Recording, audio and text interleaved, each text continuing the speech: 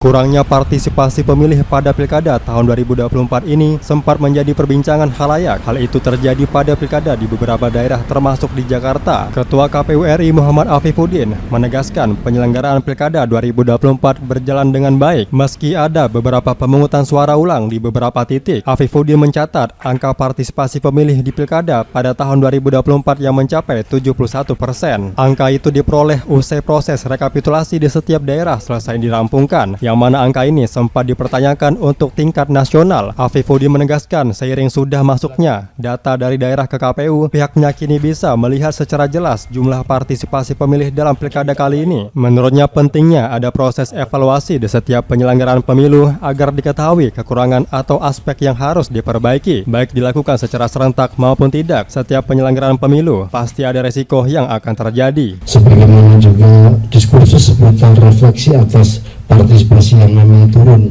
meskipun masih di atas 70%, ini kan dinamika pasca pilkada. Inilah pentingnya evaluasi, pentingnya diskursus yang nanti bagaimanapun yang kita pilih langkah apapun itu harus dimulai dari aturan atau undang-undang yang menurut rencana menjadi prolegnas untuk dibahas.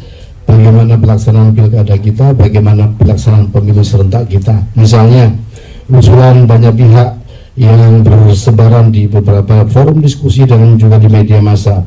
Ini karena terlalu dekatnya antara pelaksanaan pemilu serentak dengan pilkada serentak. Apakah nanti jadanya ditambah 2 tahun dan seterusnya? Dalam setiap perdebatan dan diskusi itu pasti juga ada tantangannya.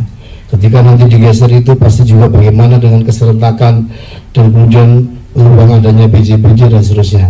Nah, kami sebagai penyelenggara ini dalam konteks ini ya akan menjalankan sebagaimana aturan. Sebelumnya pada Pilkada DKI Jakarta sendiri, tim pemenangan paslon nomor urut 1, Ridwan Kamil dan Suswono, sempat mengeluhkan angka dari partisipasi masyarakat yang kurang untuk Pilkada tahun 2024. Menurut Wakil Menteri Dalam Negeri Bima Arya menyebut, turunnya angka partisipasi pemilih disebabkan kejenuhan masyarakat atas berdekatannya proses penyelenggaraan pemilu presiden dan Pilkada serentak. Faisal Fazri, Jawa Post TV, memberitakan.